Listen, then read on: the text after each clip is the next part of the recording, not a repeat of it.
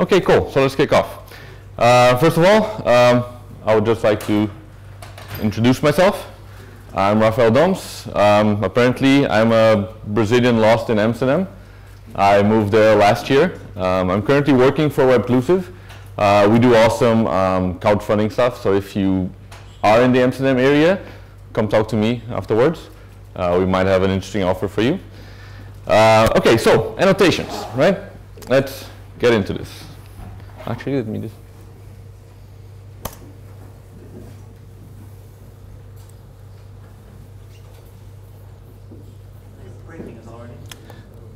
It's part of the whole thing, right? Cool. So annotations. So this is kind of like the overview I want to give you guys. First of all, I want to go into a little bit of history. You know, what are annotations, where they come from, what uses have been out there. Then I'm going to go into a little bit of why I think you should use them, or why I like annotations.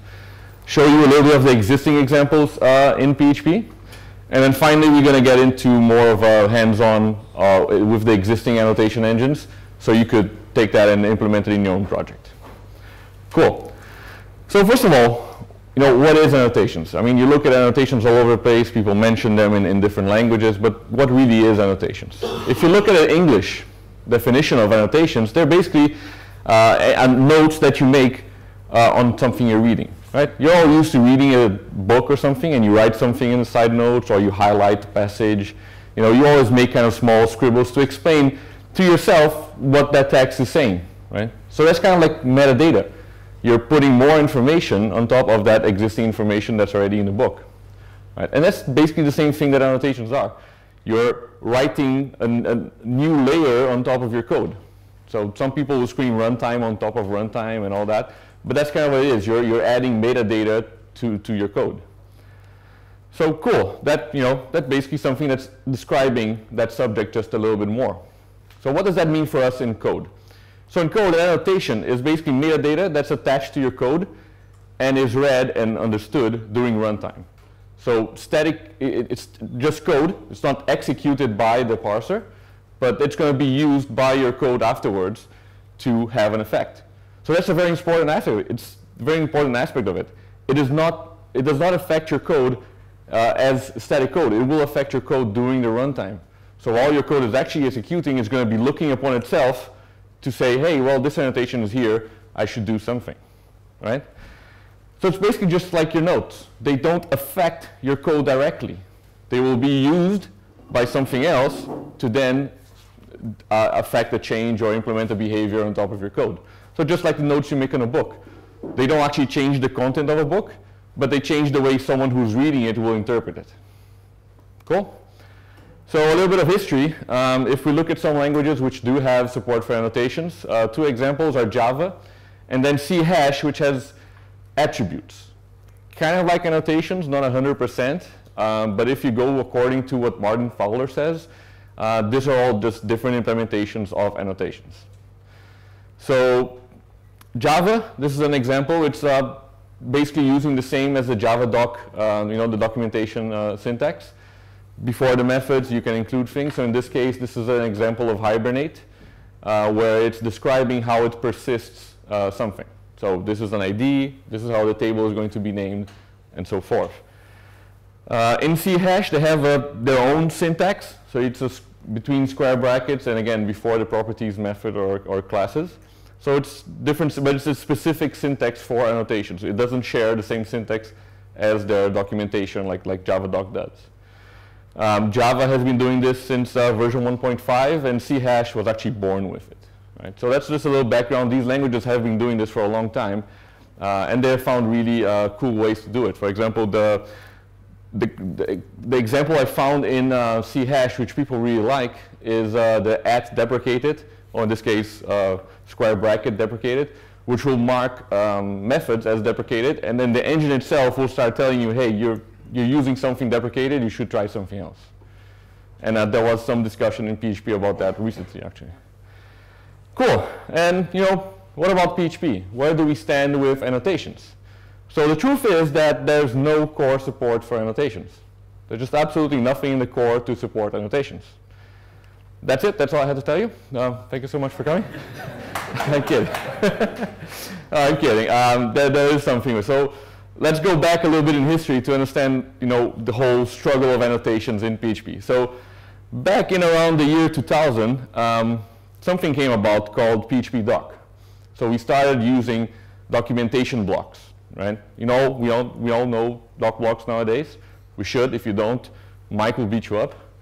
But you should know, right? So they came about in around 2000 with the birth of PHP Documenter, and then we started developing a pattern, which is still a work in progress. But we have the standard thing that's already mostly used by everyone. Okay, cool. So now we have the basis of what we're using today for annotations, but we were missing one thing. Remember we said this is runtime. So you have to be able to look at these annotations at runtime. Code needs to look to itself and read those annotations.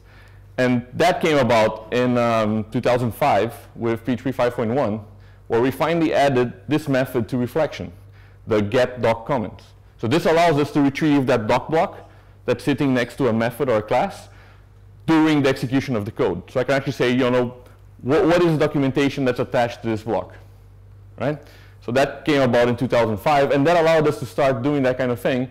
And then the first engines appeared somewhere between there and 2008. Right, and this was a framework called Scrubble, which was way back in those days. Then finally, 2008, Doctrine 2 came along. And then Doctrine 2 implemented, real annotations. They really relied heavily on having annotations as one of the options of configuration. And that kind of changed the way everyone was looking at annotations, because now we had something that was really part of our day-to-day work being implemented through annotations. With the growth of Doctrine 2 and then Symfony and all those different frameworks using Doctrine, they decided, hey, you know what? This is something cool. It should be in core. So they made a proposal to core. Can anyone guess what happened to that proposal? Yeah, it was rejected. It was heavily rejected. There was a big fight. Yeah. Derek rejected it, actually. So now, there was a big fight in internals about it because it was new syntax. Yeah, it was horrible syntax back then. They were still working out the details and all that. So it was rejected. But it kept on going as a proposal for in-doc-block documentation, which was then in discussion back in 2011. It has been in discussion since then. No real progress nothing really happened. We just stayed at that point. And then magically, just 2 months ago, as I was rewriting my slides, obviously, the whole thing kicked off again. Someone mentioned annotation in internals, and all of a sudden everyone was discussing the vision of PHP. It's like that much of a fight, right? So currently, we don't have support in core. That's okay. We have plenty of useland solutions which work, but core is still maturing. This time around, when the whole discussion happened, it was a little bit better. It kind of looked like this. Only it wasn't that cute. It got pretty ugly, right? But it's understandable. It's new syntax. There's a lot of things to take into consideration. But this time around, we got much closer to a proposal that could actually work. Right? So I'm hoping that in the next year, 2 years, we'll try again with a more concrete patch. And who knows? We might even get annotations in core. Cool. So as it stands, PHP does support some annotations. So this is an example of what Doctrine did. Basically, they're using the doc blocks, just like Java, sharing that same syntax, and same thing. So this is a kind of a same example. Doctrine was based on tools like Hibernate on Java, so the syntax is very similar. You're defining what the table is, what the IDs are, and that kind of stuff. Cool. So I must make one comment to you on doc blocks and comments. First of all, this is a comment.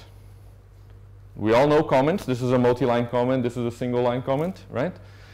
Cool. This generates in the parser of PHP, all the way in the internals, it generates a t-comment token, right? Because PHP is basically broken up in a whole bunch of tokens. And this is a doc block. This generates a doc comment token. So you see the difference? One generates an actual comment, the other one generates a doc comment. So they're not the same thing. If you're stripping out comments from your code, doc blocks is not a comment. It's theoretically more than that. It has more value. The big difference here being that comments are completely ignored by APC and any OP code cache, whereas the doc comments are actually cached as well by APC. So if you turn on APC, you're not going to suddenly lose all your annotations because they're still there. They're still available to your OP code cache. They're still going to benefit from all those, all that performance gain. Cool. It's very important to realize that doc blocks, they are more of a first-class citizen. They're not just comments you're putting with no value. They actually carry a lot of value, and I'll go a bit further into that. Cool. And then the second thing I want to show you is types of annotations. So I was looking at all of the implementations, not just in PHP and the other languages, or at least these three, because if I go to all the languages, I'm going to go crazy every now and then. And I found two different styles of annotating.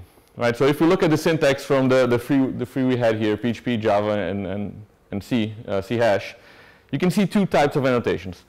The simple ones, what we call the marker annotations, where basically they're just one tag, right? So it's what we see generally with doc blocks and the PHPdoc documentation, right? But it's also present in Java and in other ones. And then we have a slightly more complex implementation, which are the parameterized, where you actually have to, you can pass in a few more parameters to it, so that you carry a little bit more of information or you configure that, right? Kind of like instantiating a new object. Cool, so keep in mind these two differences and how things are supported, because it's going to come into later on. Cool, so that's what and the why. So, the first question you should ask yourself is, are annotations for you? And I can answer, are annotations here, should you use them? Truth is, I don't know. Annotations is a very, very touchy topic. Well, let me explain to you with a graph, right? This is the PHP community, right? Then you have these guys, they hate annotations. Most of core is probably somewhere in here. Then you have these guys who love annotations. People like the Doctrine team. They love annotations. And then you have this third faction, which is people who never used annotations. Once they do, they'll either fall to one side or to the other. And that's the thing about it. Annotations does bring an extra layer of complexity to your code. As Andres likes to tell me all the time, it's runtime on top of a runtime. And yeah, sure, it is, right? But does that bring benefits to you? Is that going to help you? Or is that going to just make it worse for you? And that's really something that you need to understand with your team. It's the same thing as choosing technology. If you have a team where everyone does PHP, are you going to choose Java? No, you want to try and stick to what your team is good at. So annotations is kind of like that. If your team really hit that mental barrier, then you might just not want to force it. But in general, they're really good and they do help you with a few things. So let me try and break down. Usually I get three biggest arguments I get into. First one is, hey, it's code in my comments. Well, we already defined that those are not comments, those are doc blocks. But okay, it's code in your doc blocks, right? If your doc block vanishes, then your code will function differently. Okay, that's a good argument. That is something you should be worried about. But at this day and age, who here does not have doc blocks in their code? Cool. See, everyone has doc blocks because we have understood that documentation is a very important part of developing software. Because we work as teams, we don't work as single developers. We contribute to open source projects, so that should be part of our nature. Our doc blocks are first-class citizens. We need to take care of them.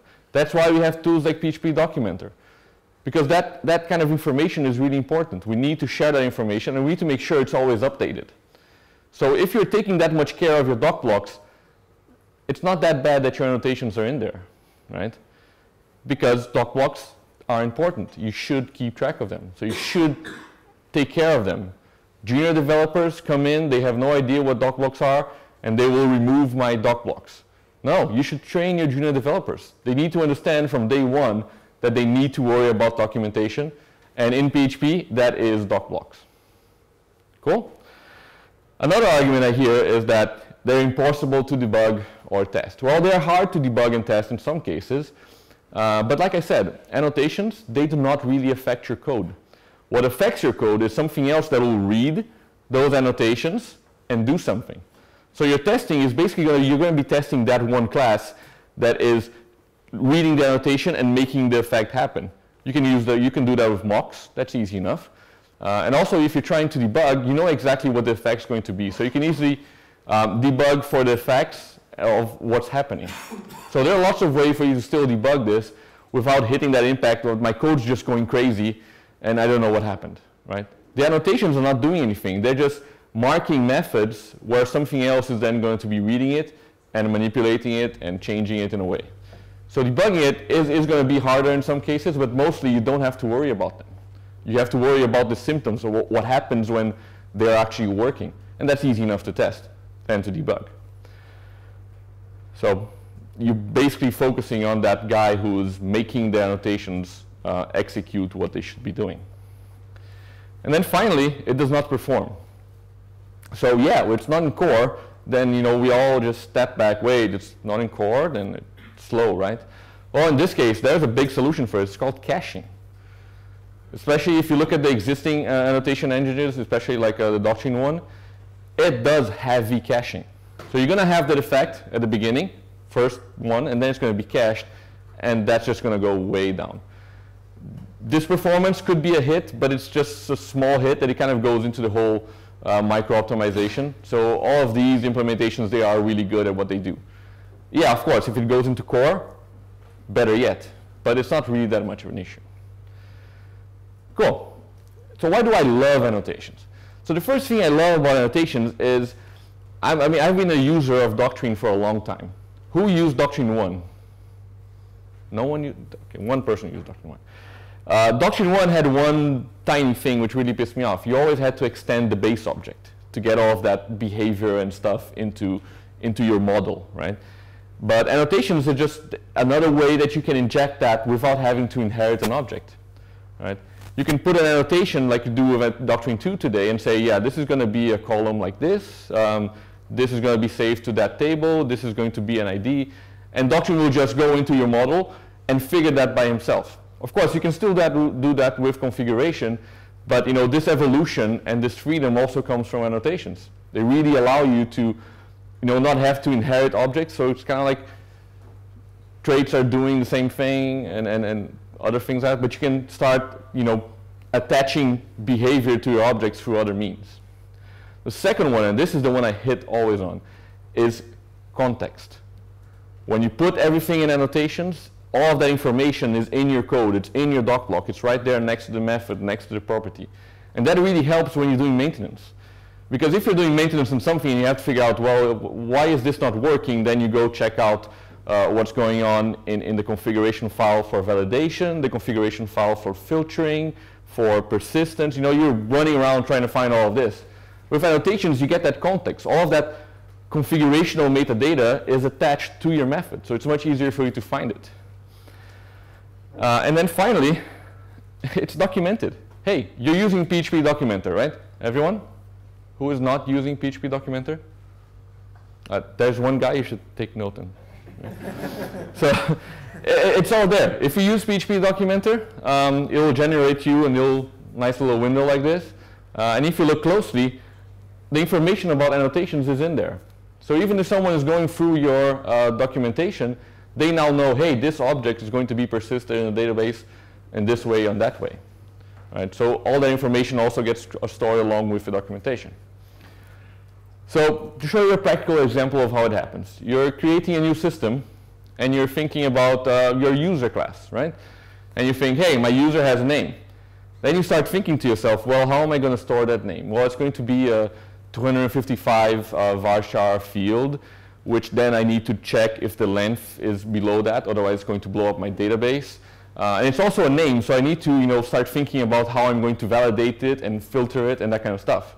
All right, so as you're thinking of writing this object, you're thinking of all of this behavior that is attached to that property. So what do you do next? Well, you open up 3 different configuration files. You say how you're going to do the persistence, you say how you're going to do validation, and you say how you're going to do filtering. Right? So you're basically converting all of that mental post-it into configuration. So now when something changes in the name and you have to change that configuration, you have to open at least 4 files. How many of you like to open 4 files and just find? Good. Keep doing that. You'll die young, but that's good. Right? So I mean, it's tough. I mean, you have the information spread out all over. If you're debugging this and you're trying to figure out, well, why is filtering not working? And then you realize that in your filtering configuration, you put the wrong name because you change it from name to full name, right? And you know, that stuff just goes all over the place, and it's really hard to find. Whereas if you try to do exactly the same thing with annotations using the existing libraries, you replace that whole thing with one block, and your configuration files are gone. That's it. Now you have one block. All the information is right there. Whenever I go and check that user and see his name, I know exactly how it's persisted, exactly how it's going to be validated, and exactly how it's filtered. If I need to add a new rule, I'll just add it here. Context. Context is really good when you're operating with a big team. Cool. So annotations are out there. I'm going to try to prove that to you.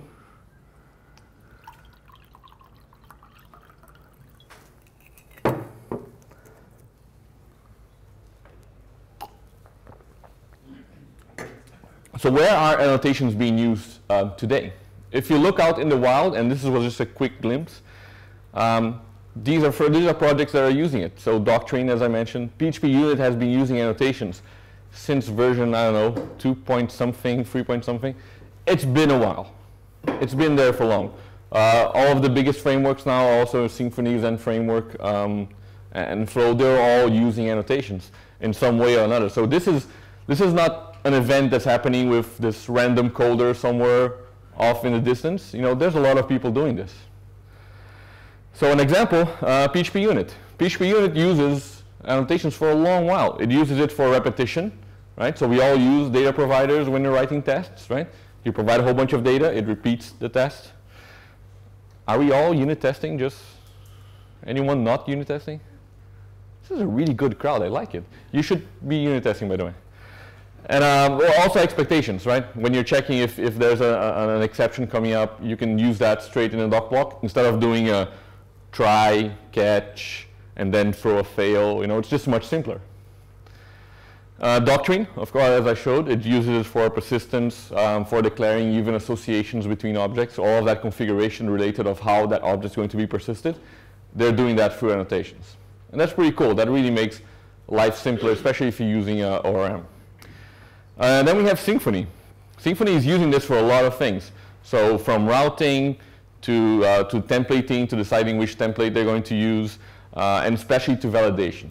Now, especially validation. I think validation is one of the best cases for annotations because it's, again, context. Validation is something that you should be doing, and if you have to remember that you're doing annotation off in the controller or somewhere else, you might end up not doing that. You forget. By the time you get to your controller, you forget you had to validate.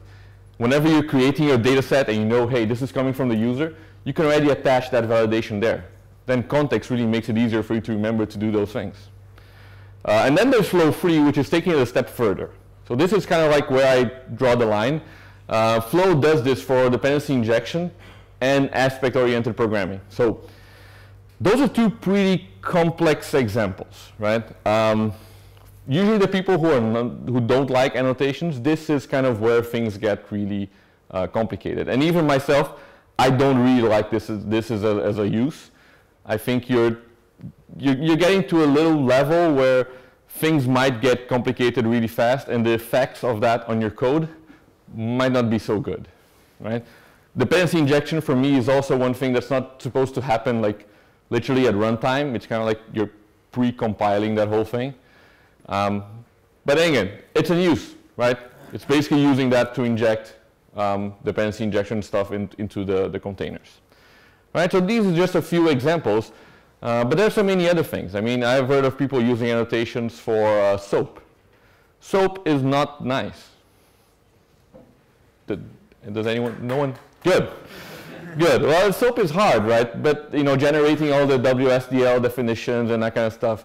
And if you now have support for all that through annotations, you know, that really makes it easier for you to implement those things. So that's a very, very valid case for annotations. Okay, cool. I hope I have convinced you. Probably not, but it's going to take a while. You're going to look at it, and you know, 2 weeks, you'll be doing it. Don't worry. So cool. I have convinced you. Just pretend for now. It's okay. So how are you going to do that? How are we going to start putting annotations into your project? So, hey, I have a project. I want to use annotations. What do I need? So what you really need first is an annotation engine. It's not in core, so we need to bring one in. So what is the annotation engine going to do? What's the big picture here? So first thing you have is an annotation itself, right? You have a little doc block in your code that has the information. First thing that happens, and this is where 2005 was really important, we have to read that string that's attached now to your code. And that happens through the reflection class. So through reflection class, using the get.comments method, you can get now that string. Cool, so now you have this big string, and you have to parse it. Parsing strings is really fun, right? Everyone loves parsing string, regular expressions, grammars. No one likes doing that. It's really bad. And that's exactly where the annotation engine comes in. It takes all of that string, it will parse it according to its grammar rules, and at the end it will give you an instance of an object with the parameters passed in. So now you actually have an instance of the tag object with all the parameters that you put in there. Right? And we can work with objects. That's easy. That's day-to-day life for us. So now much easier than parsing all of that data. Just push it off to an annotation engine. So the first step is to actually pick one of the engines. So I went out and I did a little bit of researching to see what we have in the market. So first and foremost, Doctrine. It's probably the most used out there. PHP Documenter 2 is in alpha, beta? Alpha. So it's almost here, and it also has a lot of parsing because, as we said, it shares the syntax of doc blocks. So phpdoc parsing is closely related to what we do with annotations. Then we have PHP Annotations, which I thought was dead until November. I was giving this same talk, and the author was sitting in the third row. So he didn't like it very much when I said it was dead. So it's actually not dead. I had a good talk with him, and it actually evolved a lot over the last few months. So it's another very cool solution. Then we have Notage, which is written by a guy in Paraguay, actually a good friend, which is also coming into the market. So cool, you have lots of different situations. Most of them support almost the same thing. So I went out and analyzed them a little bit further. So first of all, which version were they on? So Doctrine is now in 2.3, 2.4 is almost there, right? Almost? It doesn't change anything. It doesn't change Commons, right? Yeah. Cool. Yeah. So Commons has been stable for a long while. It has been since 2008 out there. So they have been tried, punished, and fixed multiple times. PHP Documenter is almost there. It's almost 2.0 now. So that's when it's coming in. Whereas PHP Annotations is version 1.1, and Notage is kind of like still a development process thing. Cool. This is important. I mean, depending on who you're writing software for, you want to know if that library is stable or not. Second thing I checked for was Composer support, because we all use Composer, and it's just so much easier. So all except PHP Annotations support Composer. And then the third thing I decided to look is like, okay, how am I going to get this into my project? Do I have to bring everything with it, or is it just like standalone? And then the only one that is not an isolated library then is PHP Documenter, where you can separate the parsing. It's a separate repository, separate package. Then I'm mistaken. So all of them are separate repositories, and I should check better next time I do that. I didn't find that repository. Cool. Well, I stand corrected. So all of them are standalone packages. Yay, even better. And then the big difference here is the support for parsing. So all of them support the parameterized versions and give you the objects and all that, whereas PHP Documenter does it a little bit different because it's focused on a different purpose. Right? You can still use it, especially if you're using lots of marker type annotations, like deprecated and that kind of stuff. Then in that case, PHP Documenter is a very good choice because it's going to be pretty fast because it's going to be focused on doing that. But if you're doing what Doctrine wants and the whole parsing big parameters, converting them to objects and all that, then the other libraries will give you a little bit more support in that area. The big difference for Doctrine Commons is it's being used by a whole bunch of different frameworks. So there's a big user base, which usually means you have lots of people fixing all of the bugs, which is always good, and it's constantly evolving. So that is a very good point for them. So yeah. So for the examples in this case, I chose Doctrine Commons. Little back history, I was looking into writing a annotation-based filter class. So I could do the same thing with validation, but with filtering using annotations. So that's why I went into all of this research to try and find which library I should use.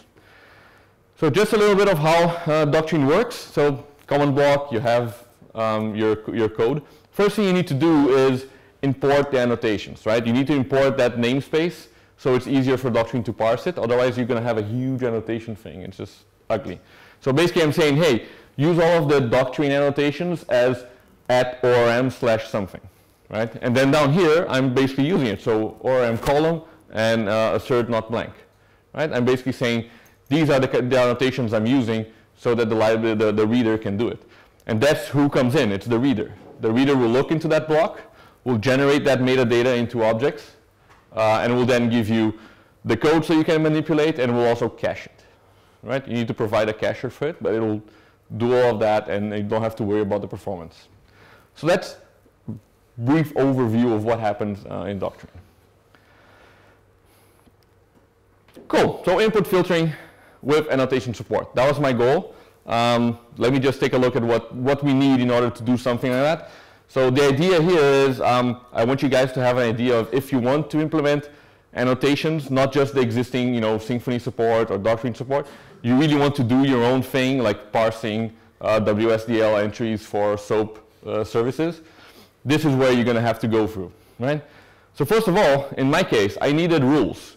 Rules were the actual annotations which I'm going to put into an object. So for example, strip tags or alphanumeric, right? I need those rules. Then, because we need to always worry about the single responsibility theory, we need someone who can actually force those rules, because the annotation is just metadata, someone else has to do the work, right? So you need enforcers or executioners. Then you need a filter service that's going to manage all of that.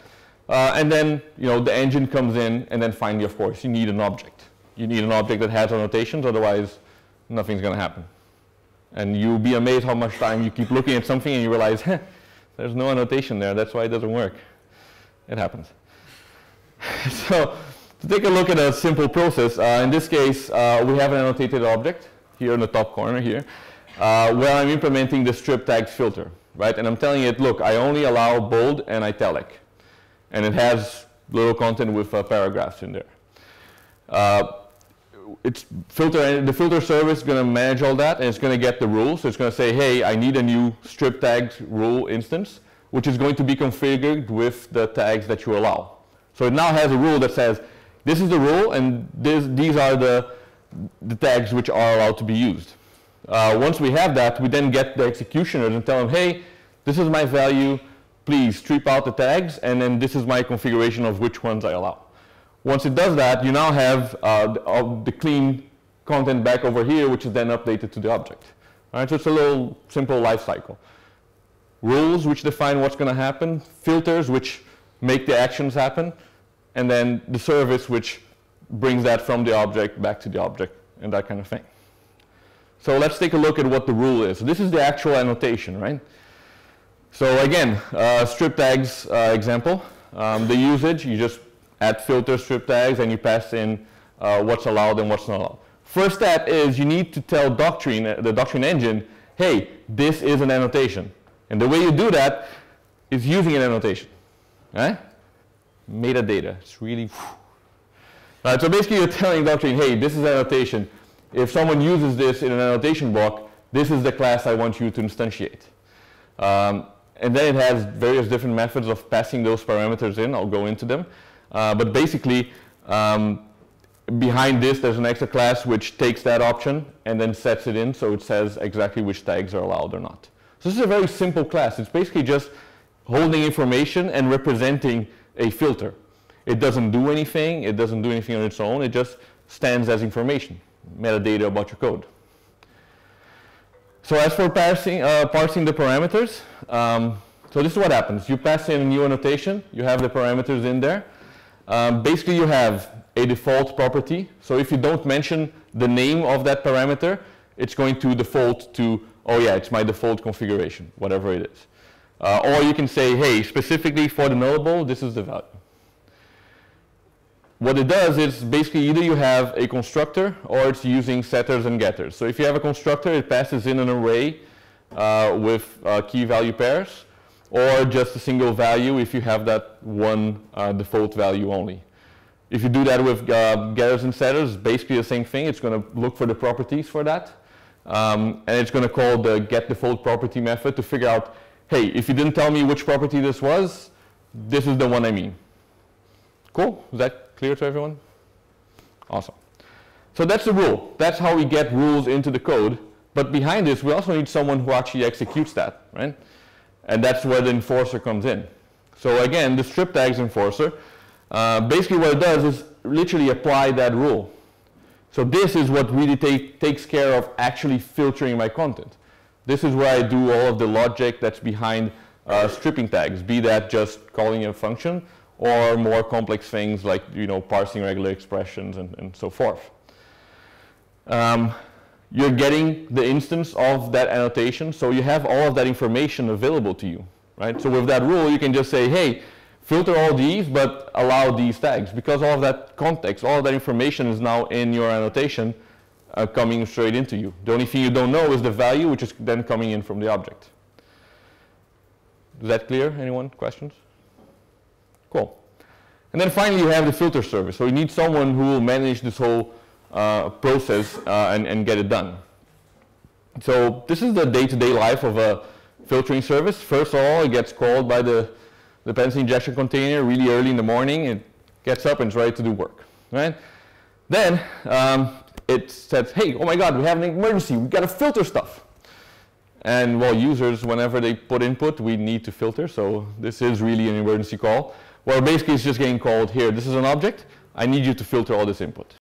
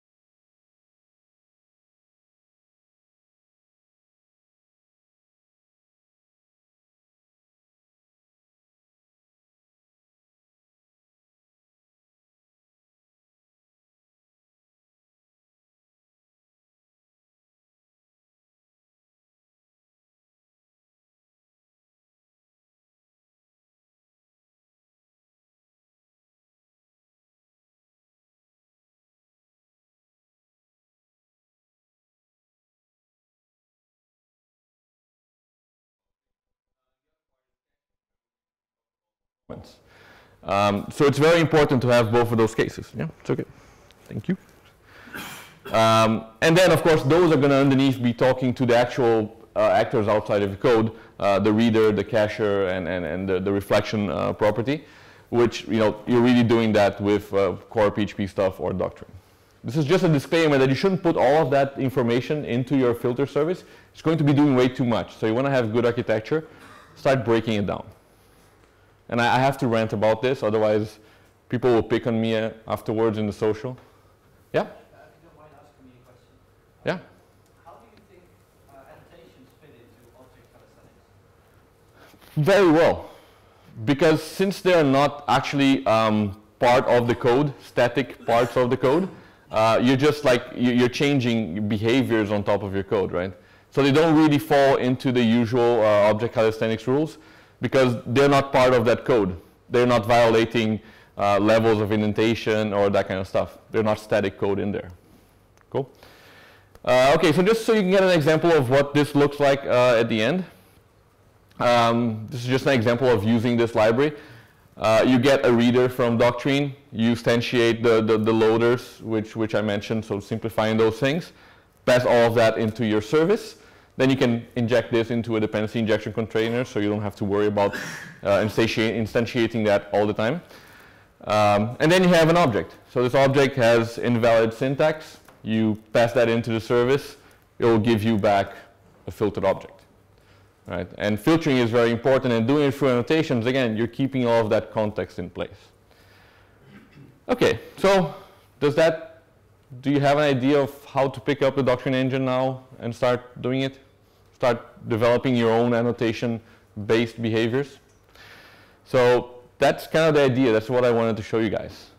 First of all, where annotations come from, what they are, how they're used to change the behavior of your code during your runtime, metadata on top of that existing layer of code that you have.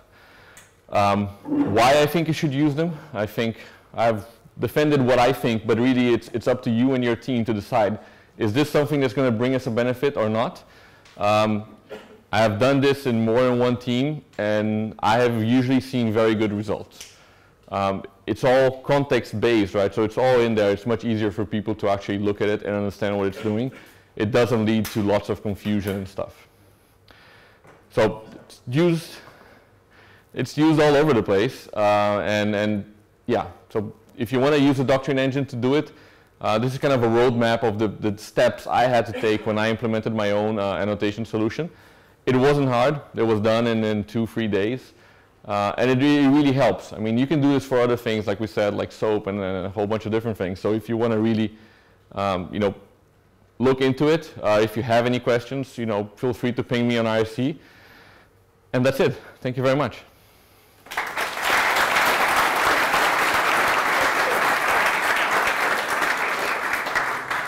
So just a note, the slides, they're going to be on my website. Feel free to ping me on Twitter at rdohms if you need any help. And please rate not just me, but all the speakers you go throughout the conference. Be sure to drop in to join in. Let them know if the talk was good, if it sucked, if I was really boring, my joke sucks. Yeah, I know they do, but we try to improve. Send me new jokes, that can also help. Yeah, thank you guys for coming.